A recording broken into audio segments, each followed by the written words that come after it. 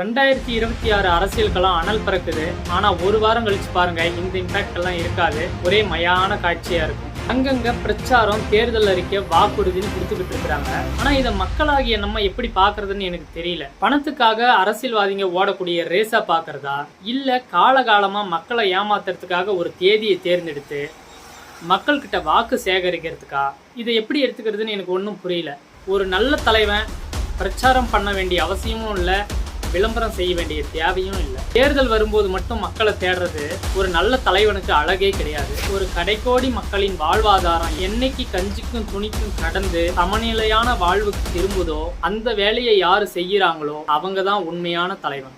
எத்தனையோ கிராமங்கள்ல தண்ணி வசதி இல்லை, பேருந்து வசதி இல்லை, மருத்துவ வசதி இல்லை. ஆனா எல்லாத்துக்கும் கட்டணம் மட்டும் உயர்ந்துகிட்டே இருக்குது. அப்ப இந்த உலகம் எங்க தான் போயிட்டு இருக்குது? யார் தான் இதுக்கு காரணம்? முன்னாடி நாட்டை ஆண்டவங்களும் சரி, இப்ப நாட்டை ஆண்டுகிட்டு இருக்கிறவங்களும் சரி, நாங்க எல்லாமே மக்களுக்கு தேடி தேடி நல்லது பண்றோம்னு சொல்றாங்களே ஒழிய யாருக்கும் கஷ்டம் தீர்ந்ததாவே இல்லை. மதுவிலக்கை எந்த தலைவன் தடை செய்யறானோ அவன் தான் நியாயமான தலைவன். பிளாஸ்டிக்கை எந்த தலைவன் ஒழிக்கிறானோ அவன் தான் உண்மையான தலைவன். கனிம வளத்தை எவன் ஒருத்தன் காப்பாத்துறானோ அவன் தான் நியாயமான தலைவன். குழந்தைகளுக்கும் பெண்களுக்கும் நடக்கும் அநீதிகளுக்கு எந்த தலைவன் கடுமையான சட்டம் கொடுக்கிறானோ அவன் தான் உண்மையான நியாயமான தலைவன். இந்த விஷயங்கள் எல்லாத்தையும் செஞ்சுட்டு போய் வீட்டுல உட்காந்துட்டா கூட மக்கள் தேடி போய் அவரை தூக்கிட்டு முதல்வர் பதவியில உட்கார வச்சிருவாங்க. ஸோ மக்களுக்கு எல்லாமே தெரியும், முன்னாடி இருந்த மாதிரி மக்கள் இல்லை.